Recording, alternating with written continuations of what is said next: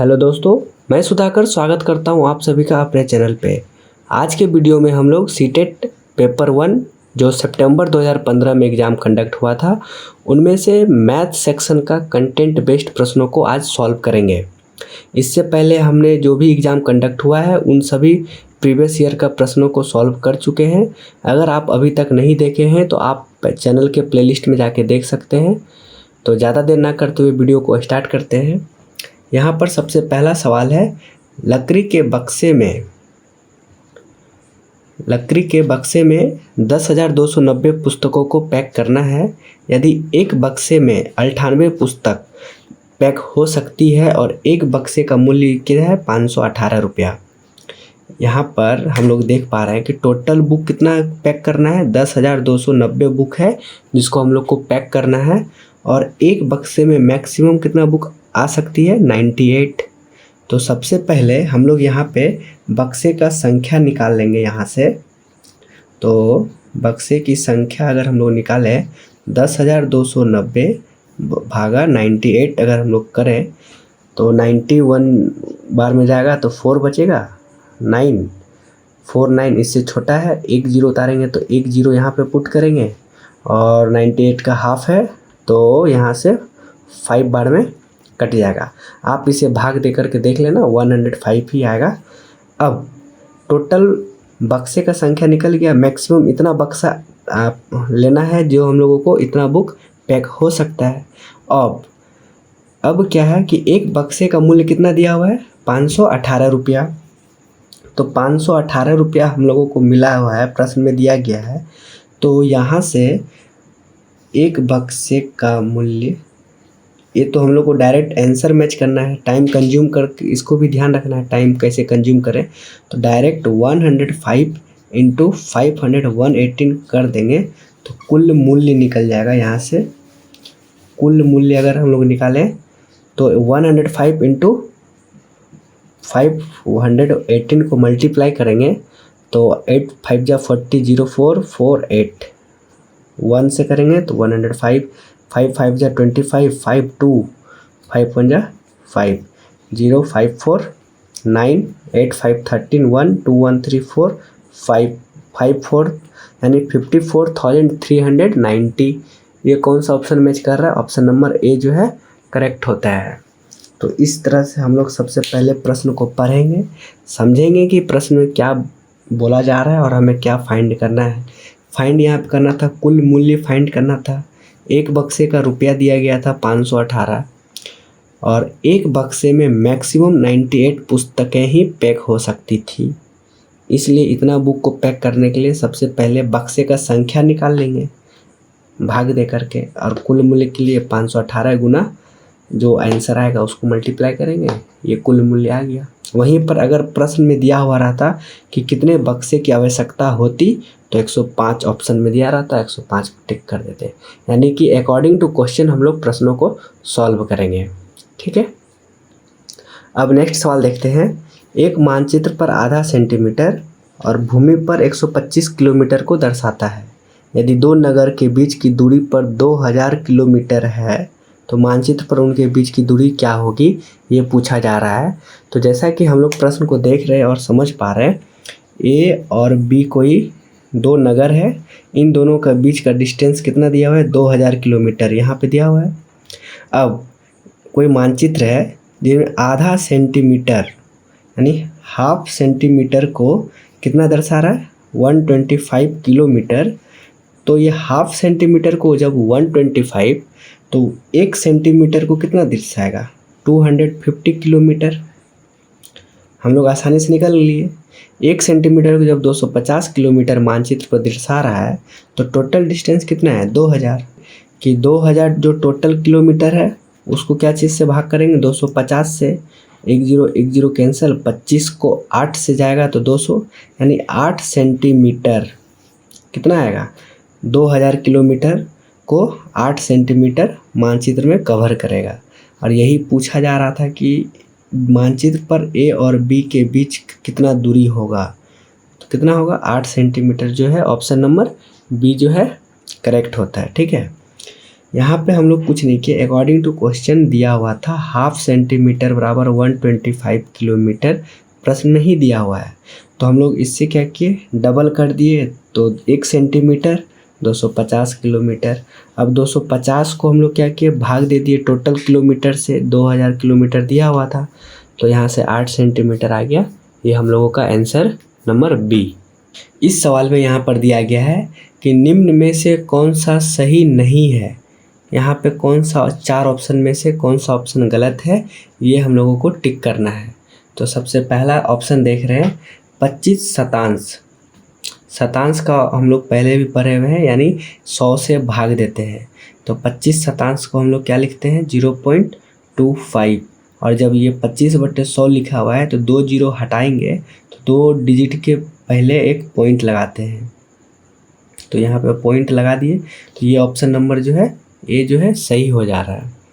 अब next option देख रहे हैं 0.57, और इधर में 0.5700, ये क्या है, ये भी सही है। पॉइंट का प्रॉपर्टी के अनुसार हम लोग पहले वीडियो में पढ़े हैं कि पॉइंट के बाद कोई भी डिजिट के आखिरी में जो भी जीरो लगता है उस जीरो का वैल्यू हम लोग नेगलेक्ट कर देते हैं, यानी उस जीरो का कोई वैल्यू नहीं होता है। तो यहाँ पर 0.57 है, और यहाँ पे 57 के बाद जीरो लगा हुआ है, इधर कितना भी जीरो लगा रहे उससे हमें कोई फ़र्क नहीं पड़ता। लेकिन जब 0.057 अगर यहाँ पे होता तो फिर ये ऑप्शन गलत हो जाता, परंतु ऐसा यहाँ पर नहीं है, इस वजह से ये ऑप्शन जो है सही होता है। ठीक, 2009 ml, यानी 2009 ml में दिया हुआ है, और ये इधर इक्वल टू दिया हुआ है 2 लीटर 9 मिलीलीटर। तो 1 लीटर में हम लोगों को पता है 1000, तो 2 लीटर में क्या होगा 2000 मिलीलीटर, और इधर में प्लस 9 मिलीलीटर को ऐड कर देंगे तो टोटल कितना हो जाएगा 2009 मिलीलीटर। यही ऑप्शन में इधर दिया हुआ है, तो ये ऑप्शन जो है ये भी ऑप्शन सही होता है। जब ये तीनों ऑप्शन सही हो जा रहा है तो आखिरी जो बचा ऑप्शन है वो कन्फर्म है कि गलत होगा, और हम लोगों को यहाँ पे जो गलत ऑप्शन है वही सिलेक्ट करना है। तो एग्ज़ाम में हम लोग डायरेक्ट इस ऑप्शन पे टिक मार के आगे के क्वेश्चन को सॉल्व करेंगे, परंतु यहाँ पे हम लोग इसको देख लेते हैं। 30 सेंटीमीटर भुजा वाले वर्ग का क्षेत्रफल, एक भुजा का कितना दिया हुआ है 30 सेंटीमीटर, तो भुजा गुना भुजा होता है ना वर्ग का क्षेत्रफल, तो यहाँ से 30 गुना 30 करते हैं, कितना होता है 900 centimetre square, equals to 4.5 metre. इसको जब हम लोग सेंटीमीटर में कन्वर्ट करेंगे तो हम लोग को पता है कि 1 मीटर में 100 सेंटीमीटर, तो 4.5 मीटर है, तो यहाँ पे कितना हो जाएगा 450 सेंटीमीटर इंटू 0.2 मीटर, यानी 0.2 को किससे मल्टीप्लाई करेंगे, सेंटीमीटर में चेंज करने के लिए 100 से मल्टीप्लाई करेंगे, एक जीरो इधर हटेगा, एक जीरो कैंसिल, तो ये क्या हो जाएगा 20 सेंटीमीटर। अब हम लोग इसको जब मल्टीप्लाई करते हैं तो 450 इंटू 20 अगर करें, 45 गुना 2 करते हैं तो 90, और एक जीरो ए ला, एक जीरो यहाँ पे, तो ये 9000 हो जा रहा है, जबकि यहाँ पे कितना है 900 सेंटीमीटर स्क्वायर, इसलिए ये दोनों आपस में बराबर नहीं है, तो ये ऑप्शन गलत हो जा रहा है। एग्जाम में इसको हम लोग सॉल्व नहीं करेंगे, डायरेक्ट इस ऑप्शन पे टिक मार देंगे, क्योंकि ये 3 ऑप्शन ऑलरेडी सेटिस्फाई हो चुका है, यानी सही है, तो चौथा ऑप्शन अपने आप भी गलत हो सकता है। अब नेक्स्ट सवाल है, किसी विद्यालय में 660 विद्यार्थी है। एक विद्यालय है जिसमें से टोटल संख्या कितना है विद्यार्थी का 660। इन विद्यार्थियों का 2/3 भाग जो है लड़के का है। अच्छा ठीक है, यानी 2/3 भाग जो है लड़के का है। लड़कों की संख्या का, अच्छा 3/4 खिलाड़ी है, यानी पहले हम लोग क्या करेंगे 660 जो स्टूडेंट हैं उनमें से 2/3 निकाल के जो आएगा उसका 3/4 भाग खिलाड़ी संख्या निकल जाएगा, और लड़कियों की संख्या का 1/4 खिलाड़ी है। तो यहाँ पे आप देख पा रहे हैं कि लड़कियों की संख्या को भी पहले फाइंड करेंगे, उसके बाद लड़की की संख्या में से 1/4 भाग निकाल देंगे जो खिलाड़ी निकल आएगा। अब विद्यालयों में कुल खिलाड़ियों की संख्या पूछा जा रहा है, यहाँ पर कुल खिलाड़ी बोला जा रहा है, यानी लड़के का जो खिलाड़ी का संख्या निकलेगा और लड़कियों का जो खिलाड़ी का संख्या निकलेगा उन दोनों को ऐड कर देंगे तो यहाँ पे कुल खिलाड़ी संख्या निकल जाएगा। तो इसको सबसे पहले हम लोग सॉल्व करते हैं।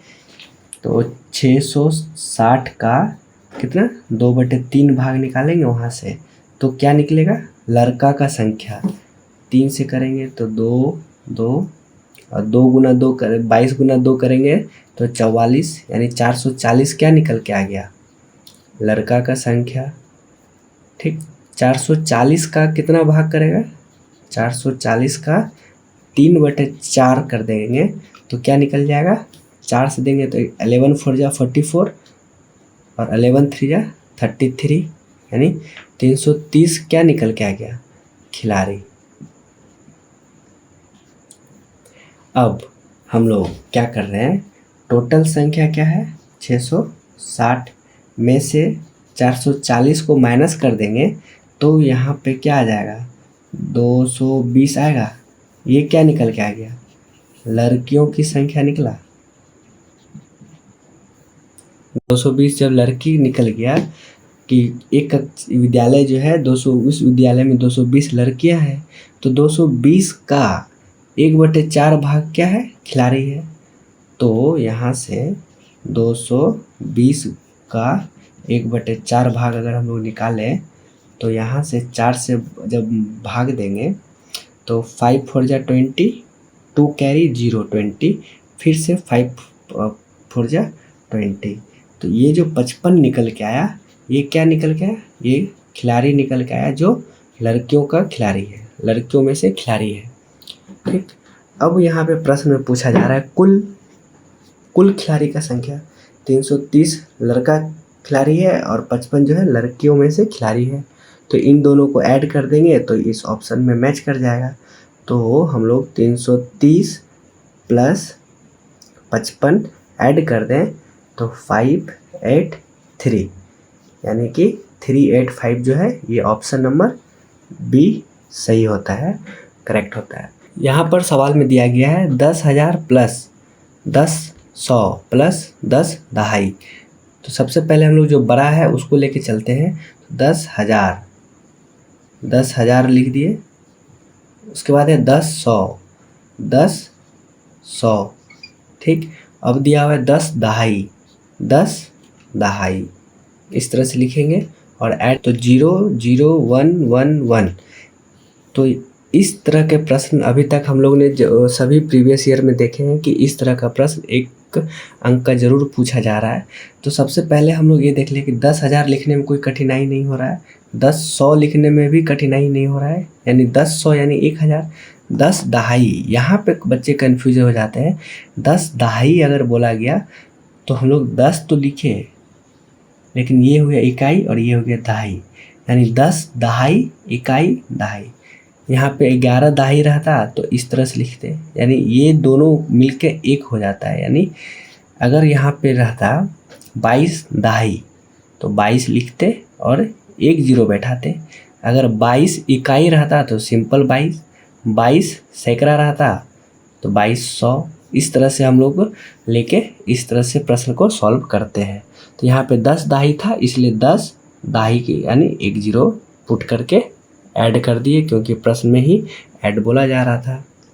ठीक है, अब नेक्स्ट सवाल है, जब दिल्ली में समय 8:49 PM हो रहा है, ठीक है PM है, तब सिडनी में समय जो है 1:19 AM है। ठीक है, ये मतलब रात का जो हम लोग बोलते हैं ना 8:49 PM, यानी 8:45 बजे रात में जब यहाँ पे दिल्ली में बज रहा है तो सिडनी में बज रहा है 1:19 PM यानी AM, यानी कि जो रात का 1:19 सुबह जो बोलते हैं। अब दिल्ली में समय हो रहा है 11:19 AM में, तो सिडनी में क्या समय होगा यही पूछा जा रहा है। तो सबसे पहले हम लोग इसके बीच में 8:49 PM से लेकर के 1:19 AM इन दोनों का बीच में क्या समय है इसको हम लोग पता कर लेते हैं। 8:49 PM के बाद क्या लिखेंगे, 9:49, 10:49, 11:49, 12:49 की जगह पे केवल 49 और AM चेंज कर देंगे। यहाँ तक PM रहता है रात का, और लेकिन जैसे 49 हुआ वो AM हो गया, उसके बाद 149 AM, ये तो हो गया। लेकिन यहाँ पे कितना है, 19 ही दिया हुआ है। अगर 49 में से 19 को माइनस करते हैं केवल, तो क्या आता है 03, यानी 30 मिनट जो है लैप्स हो जाता है। तो 30 मिनट जब लैप्स हो जाएगा तो ये इसमें अगर हम लोग 30 मिनट माइनस करते हैं तो 119 AM हो जाता है, जो कि ये चीज़ मिल गया हमको। तो 1 घंटा, 2 घंटा, 3 घंटा, 4 घंटा और 5 घंटा होता जब 149 होता, लेकिन 30 मिनट पहले है, इसलिए 5 आवर में 30 मिनट पहले, यानी 4 आवर 30 मिनट का ड्यूरेशन है इन दोनों के बीच में। यहाँ से हम लोग पता कर पाए। अब हम लोग क्या हो रहा है, 11:19 है, तो 11:19 में हम लोग क्या करेंगे ना, 4 आवर 30 मिनट को ऐड कर देंगे, तो क्या हो जाएगा 12:19, ठीक। 13:19 को हम लोग क्या लिखते हैं, 1:19 PM, जो दोपहर का होता है। 12 ये भी PM हो गया, ये AM रहा, ठीक है। अब 1:19 हो गया है, लेकिन हमको क्या करना है, 4 आवर 30 मिनट करना है ना। तो अभी कितना हुआ, 1 घंटा, 2 घंटा, 3 घंटा, 4 घंटा हो गया, 4 घंटा हो गया। और कितना ऐड करना है, 30 मिनट और ऐड करना है। तो इसमें केवल मिनट में 30 ऐड कर देंगे, तो ये हो जाएगा 49 और 3:49 PM, क्योंकि PM में अब चलने लगा। इस वजह से ये ऑप्शन नंबर बी जो है करेक्ट हो जाता है, ठीक है। आप उम्मीद करते हैं आपको ये प्रश्न समझ में आया होगा। अकॉर्डिंग टू प्रश्न हम लोग सबसे पहले क्या किए, 8:49 PM से 1:19 AM का बीच का टाइम कितना हो रहा है, बीच का टाइम हो रहा है 4.5 घंटा। तो सुबह का 11:19 दिल्ली में हो रहा है, तो सिडनी में क्या होगा, 4.5 घंटा बाद 3:49 बज रहा होगा सिडनी में, ठीक। यहाँ पर आप देख पा रहे हैं कि हमने 2 प्रश्नों को एक साथ लिखा है, और इस तरह के प्रश्न एग्जाम में पूछे जा रहे हैं, और ये दोनों प्रश्न काफ़ी आसान है, इसलिए ये दोनों प्रश्न को आप लोग सॉल्व करेंगे। मैं इस प्रश्न को केवल हिंट्स बता देता हूँ कि यहाँ पे लिखा है 12112, यानी 12,112 को 11 से भाग देना है, और 13,223 को 13 से भाग देना है। भाग देने के बाद जो रिमाइंडर बचेगा, यानी शेषफल, उसका योग कितना है वो पूछा जा रहा है। यानी इसको 11 से भाग देने के बाद जो रिमाइंडर आएगा, इसको भाग देने पर रिमाइंडर आएगा, उन दोनों को क्या करना है, ऐड कर देना है। इस चारों ऑप्शन में से मैच कर जाएगा। नेक्स्ट है 56431 में 6 का स्थानीय मान और 4 का अंकित मान। स्थानीय मान को हम लोग क्या बोलते हैं, स्थानीय मान को हम लोग बोलते हैं प्लेस वैल्यू, और अंकित मान को बोलते हैं फेस वैल्यू। फेस वैल्यू हमेशा जो भी रहता है वही होता है, यानी 4 का पूछा जा रहा है फेस वैल्यू, तो 4 ही होगा। और स्थानीय मान यानी जो भी है 6 का है, 6 के बाद जितना डिजिट होता है उतना 0 पुट करते हैं। तो ये चारों ऑप्शन में से आपका अंतर निकालेंगे तो मैच कर जाएगा, ठीक है। हम लोग नेक्स्ट सवाल की ओर बढ़ते हैं। यहाँ पर लिखा हुआ है 30, 36 और 42 का सबसे छोटा सारगुणज। सबसे छोटा सारगुणज का मतलब क्या हम बताएं, LCM निकालेंगे। और सबसे बड़े सारगुणनखंड, सबसे बड़े सारगुणन को हम लोग क्या बोलते हैं, HCF, हाईएस्ट कॉमन फैक्टर और लोएस्ट कॉमन मल्टीपल, ठीक। जो भी निकलेगा उसका गुणनफल यानी मल्टीप्लाई कर देंगे, आंसर मैच कर जाएगा। तो सबसे पहले हम लोग 30, 36 और 42 का अगर हम लोग LCM ले ले तो 15, 18, 21, 2 से जाएगा क्या, नहीं 3 से जाएगा, 5, 6, 7। अब इसमें से 5, 6, 7 कोई भी डिवीजन नहीं होगा, तो 7, 6 जा 42, 42 इंटू 2 अगर करते हैं तो 84, तो यहाँ लिखे 84 इंटू 5, 3 जा 15, 15। अब मल्टीप्लाई कर देते हैं तो 5, 4 जा 20, 2, 8, 5 जा 40 और 2, 42, और 84 0 4 2 6 8 4 12 1260 आ गया एलसीएम आ गया। अब हम लोग एचसीएफ निकालते हैं, तो यहाँ से हम लोग देख पा रहे हैं कि 6 ही ऐसा टेबल है जो कि सारा डिवाइड हो जा रहा है। इसके अलावा और कोई भी डिजिट अगर हम लोग दूसरा टेबल लेते हैं, मान लो 5 का, तो 5 का टेबल से तीनों मल्टीपल नहीं होगा, तो इसका एचसीएफ जो होगा हम डायरेक्ट लिख ले रहे हैं 6। आप लोग एचसीएफ निकाल लेना, आसानी से निकल जाएगा, 6 ही आएगा। तो अब हम लोग क्या करेंगे, 6 को और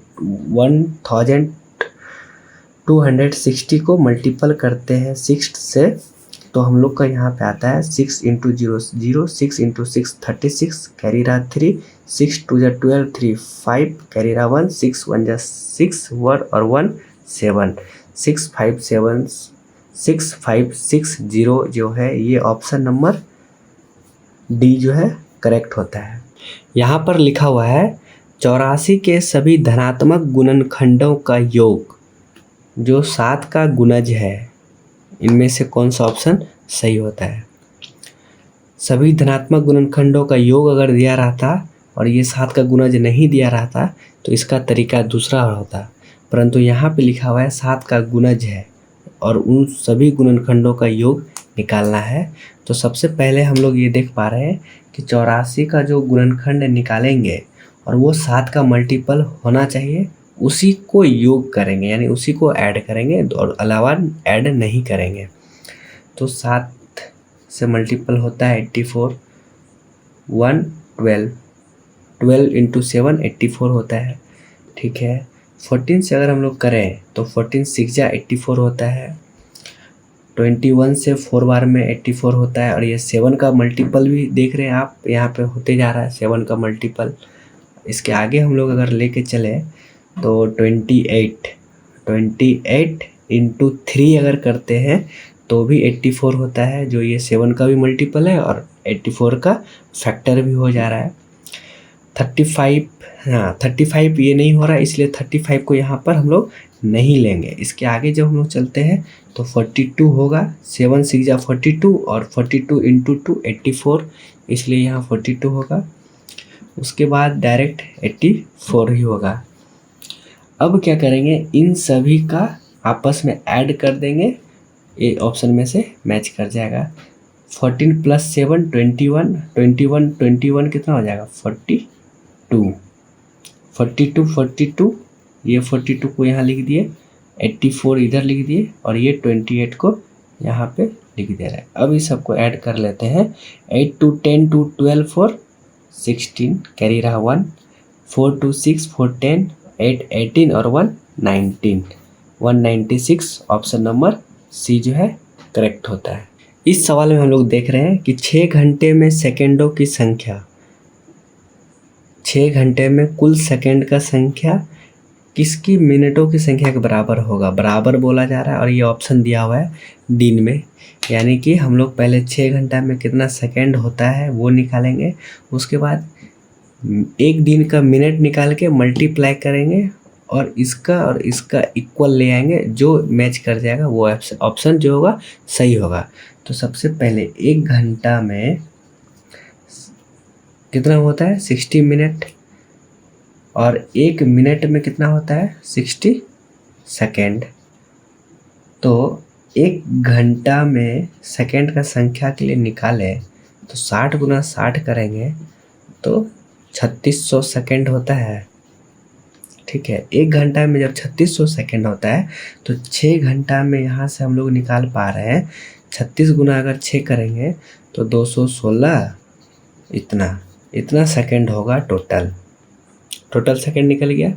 अब क्या है, मिनटों की संख्या एक दिन में, 1 घंटा में पहले 1 आवर में 60 मिनट, तो 24 आवर अगर हम लोग करें 60 इंटू 24 तो 24 गुना 6 120, और इधर अगर करें तो 1440 मिनट होता है। एक दिन में इतना मिनट होता है, तो इस सभी ऑप्शन को चेक कर लेते हैं कितना, इतना बराबर लाना है।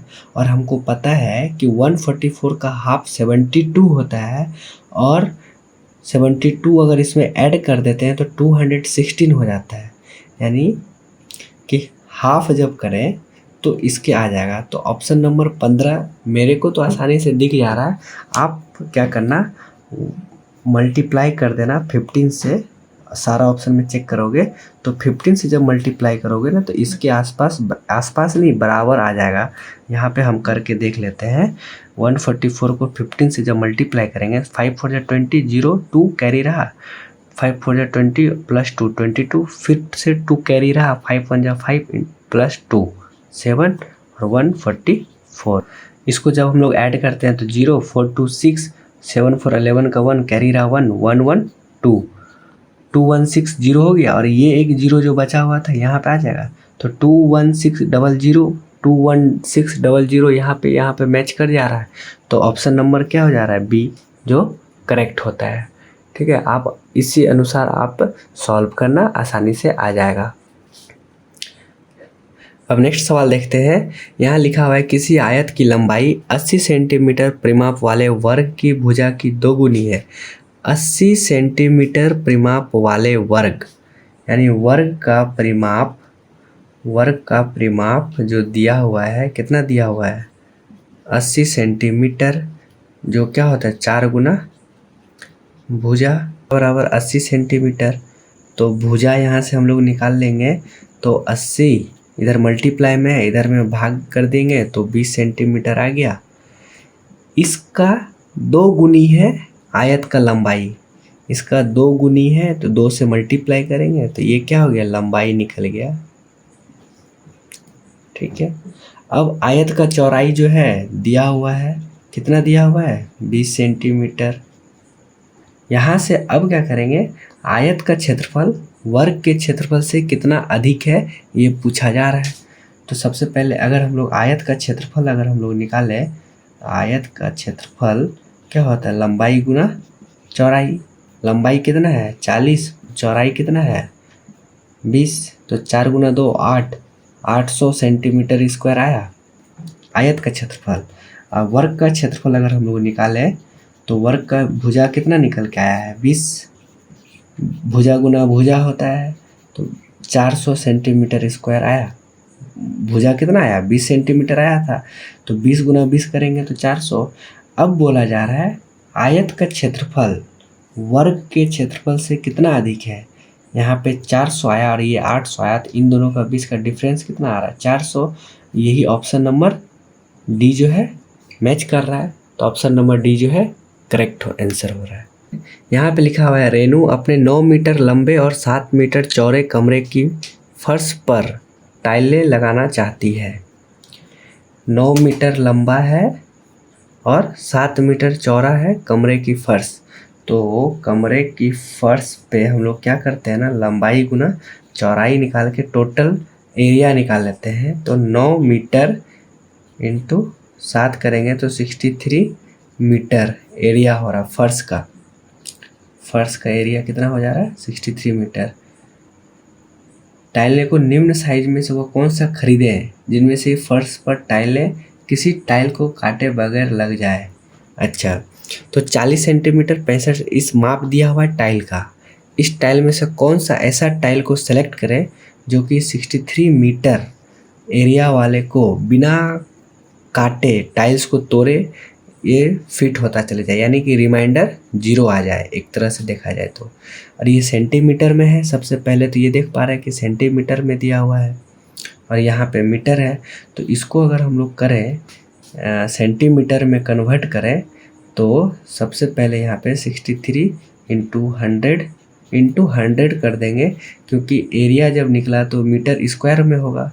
तो स्क्वायर के लिए हम लोग क्या किए 100 से 2 बार गुना कर दिए, तो 63 पे 40 इतना सेंटीमीटर स्क्वायर मतलब इतना एरिया है। इसको और इसको मल्टीप्लाई करके जब इससे डिवाइड करेंगे तो रिमाइंडर 0 आएगा। तो ये सारे ऑप्शन को आप एक बार चेक कर सकते हो। हम डायरेक्ट अगर करें तो 6 4 जा 24, 5 4 जा 20। अगर हम लोग इस टाइल को अगर ले तो कुछ पार्ट रिमाइंडर बचेगा, यानी कि उसको काटना पड़ेगा। 5 4 जा 20, 5 4 जा 20 यानी 220, 22 गुना 63।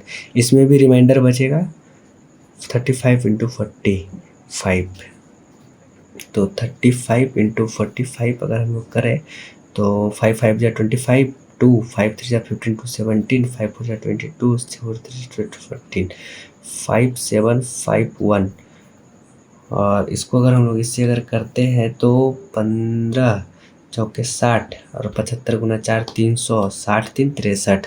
यानी कि ऑप्शन नंबर जो ये है, इसको जब हम लोग इससे भाग देते हैं यानी टोटल एरिया निकल गया। टोटल एरिया कितना आया, फर्श का क्षेत्रफल 63,000।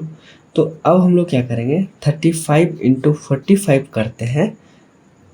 तो ये दोनों आपस में जब भाग करेंगे ना तो रिमाइंडर ना 0 आएगा, रिमाइंडर। और यही तो बोला जा रहा है, बिना काटे बगैर लगाया जाए तो ऑप्शन नंबर सी जो है करेक्ट होता है। आप 63,000 को 35 इंटू 45 से भाग देकर देखना, रिमाइंडर 0 आएगा। बाकी सभी ऑप्शन को भी भाग देकर देखना और रिमाइंडर कुछ ना कुछ शेषफल बचा रहेगा, रिमाइंडर बचा रहेगा। ठीक है, अब हम लोग नेक्स्ट सवाल देखते हैं। यहाँ पे लिखा हुआ है 4 घनाकार बक्से की विमाएँ सेंटीमीटर में दी गई है, लंबाई चौड़ाई और ऊंचाई दिया हुआ है 20। मतलब ये 4 अलग अलग लंबाई चौड़ाई ऊंचाई यानी 4 घन अलग अलग दिया हुआ है बक्से के। उनमें से बोला जा रहा है लकड़ी के 1840 सेंटीमीटर क्यूब को 18,440 सेंटीमीटर क्यूब का मतलब हो जा रहा है आयतन यानी वॉल्यूम निकाला गया है, इतना वॉल्यूम दिया हुआ है। पैक करने के लिए निम्न में से कौन सा बक्सा का प्रयोग होगा, 1 3 1 2 3 2 4 1 2।